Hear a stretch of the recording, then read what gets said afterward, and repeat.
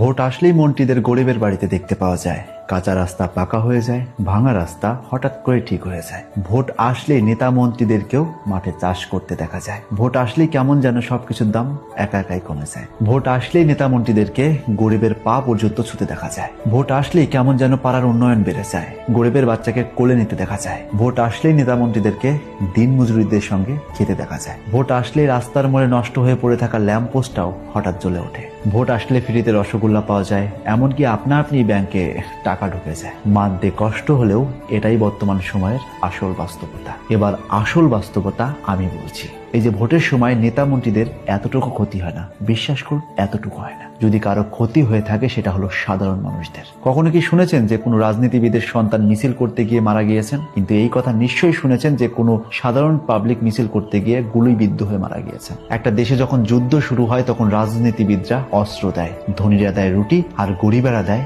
নিজের সন্তানদের। আর যখন যুদ্ধ শেষ হয়ে যায় তখন সেই রাজনীতিবিদরাই নিজেদের মধ্যে হাত মিলায়। বড় লোকেরা রুটির দাম বাড়িয়ে দেয় আর গরিবেরা নিজের সন্তানদের কবর করে। তাই এই রাজনীতির চক্করে পড়ে কখনো নিজেদের মধ্যে ঝগড়া করবেন না, কখনো বিবাদ করবেন না, কখনো নিজের ক্ষতি করবেন না বা অন্যের ক্ষতি করবেন না। কারণ দিন শেষে তারাই যার ক্ষতি হবে সেটা আপনারই। কথাগুলোর সঙ্গে একমত হলে ভিডিওটি লাইক শেয়ার করো আর পেজটিকে ফলো দিয়ে রাখতে একদম ভুলো না।